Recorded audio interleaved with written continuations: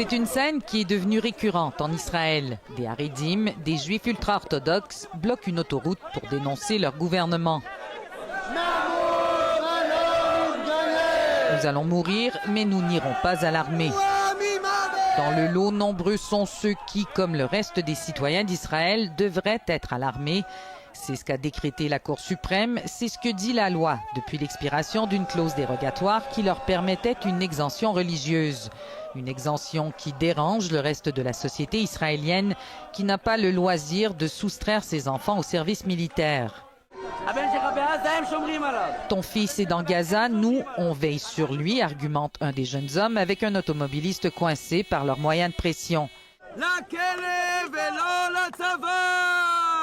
Plutôt se faire arrêter que de devenir soldat, scande-t-il, exigeant de Benjamin Netanyahou qu'il consacre dans la loi leur droit de refuser l'uniforme des forces armées israéliennes.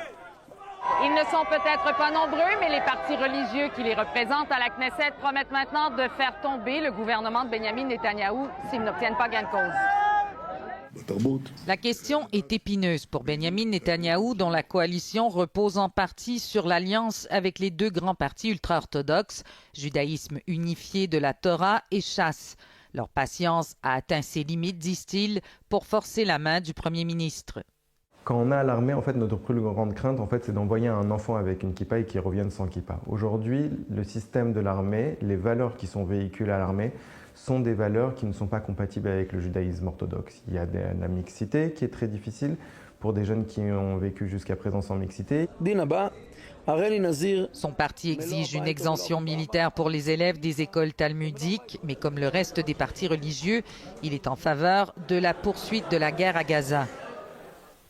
Une position au goût amer pour Orangeville, dont les enfants, garçons comme filles, sont allés à l'armée. À 54 ans, il est lui-même toujours réserviste. Le fardeau doit être partagé entre tous, dit-il. Ils sont là pour obtenir l'argent, le soutien, la protection, tous les services que le pays offre à ses citoyens, mais sans payer leur part. Cela doit cesser. Dans la communauté Haredi, Moshe Turgeman fait figure d'exception. Il avait 27 ans, bien avant le débat actuel, quand il a décidé de faire un court service militaire, malgré les menaces et les condamnations de sa communauté.